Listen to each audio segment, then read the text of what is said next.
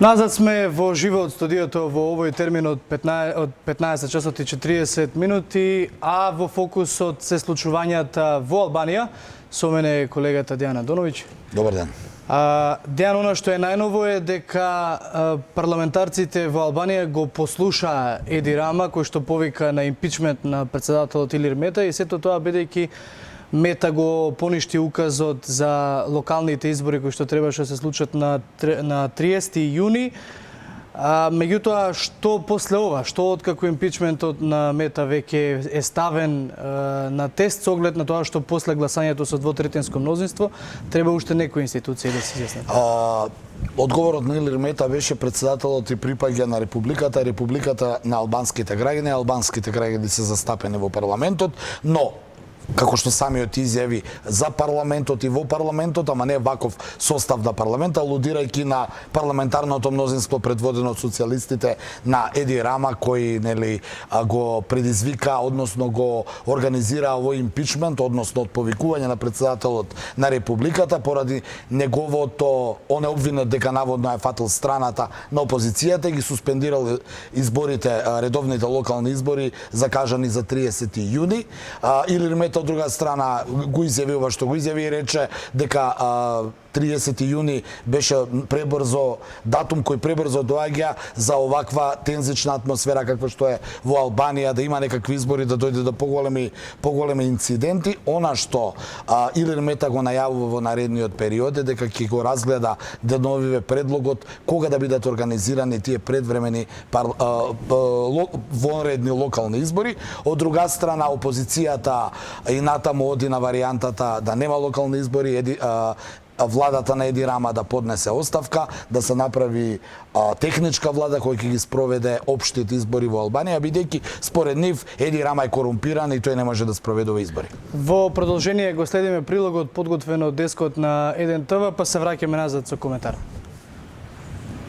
Пратеничката група на албанската владеачка социјалистичка партија ги собра неопходниот број потписи на пратениците и почнува постапка за разрешување на претседателот на Албанија Илир Мета. Албанскиот парламент вчера со 10 гласови за, од кои 25 од пратеници на опозицијата, усвои резолуција со која ја отфрла уредбата на претседателот Мета за одлагање на локалните избори и се оценува како чин со кој го крши уставот. Усвојувањето на овој документ беше оценето како прв чекор кон разрешување на шефот на државата. Доколку парламентот изгласа разрешување на Мета, одлуката за тоа дали тој ќе биде разрешен од функцијата или не, треба да ја потврди Уставниот суд на Албанија.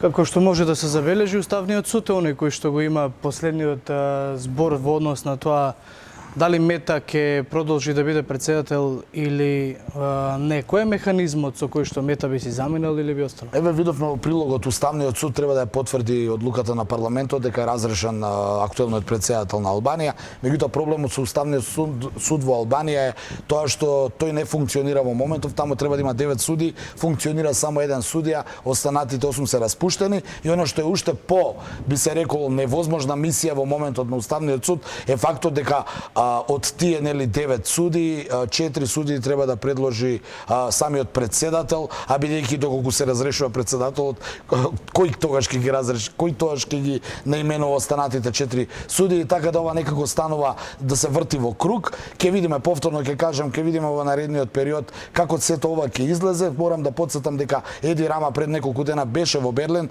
каде што доби поддршка од Ангела Меркел, од Германија и од Европската унија, која на некој начин го укори Илир Мета дека нема право да ги одложува локалните избори, давајќи му поддршка на Еди Рама. Од друга страна пак ОПСЕ, самото ОПСЕ кој ги наблюдува изборите, повика на смиреност и повика на некој начин се стави на страната. Тоа што е проформа на... Да, но на некој начин според извештајот се ставија на страната на Илир Мета, велејќи дека претседателот може да ги одложи изборите, но дека тие избори сепак треба во догледно време да бидат организирани. Рама ја доби поддршката на Ангела Меркел, меѓутоа најден пречка кај своите. Имено ќе ја замолам режијата во продолжение да ги пуштиме оние видео снимки кои што беше нападнат по гласањето во парламентот, заминувајќи си од законодавниот дом, беше нападнат од неколку илјадната група демонстранти не се тоа неговите, како што ти кажа, тоа се опозиционерите од Демократската партија на Љујзин Баша, кои нели кивни и гневни први на Еди Рама ради целата политика, потоа и на овој обид за импичмент на актуелниот претседател го нападна возилото, неговото возило, а според извештаите албанската полиција одвај се справила со демонстрантите да го излечат нели премиерот на Албанија неповреден.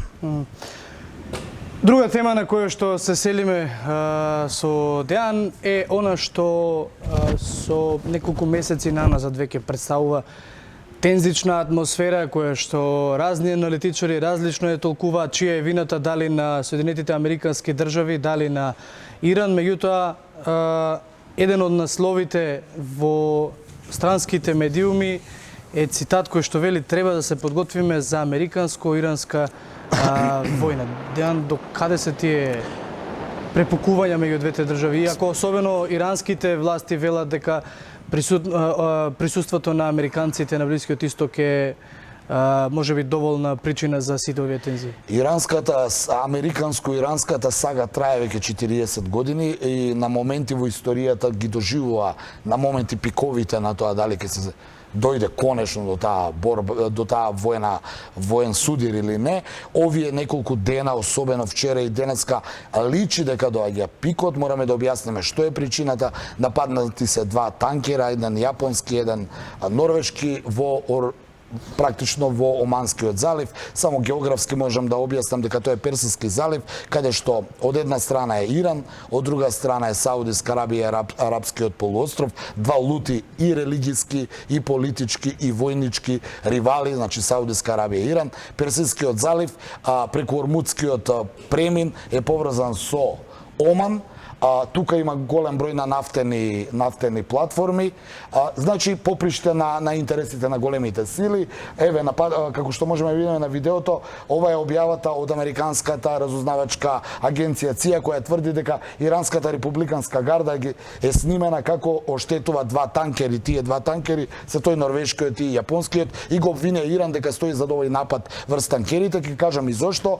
Тие се обвинети дека поради санкциите се обидуваат преку Ормудскиот премин кој оди во Оманскиот залив, каде што е сега видеото, се обидува да ги попречи танкерите кои се 45% од вкупната, да кажам, трговија и циркулација на нафтените танкери во светот.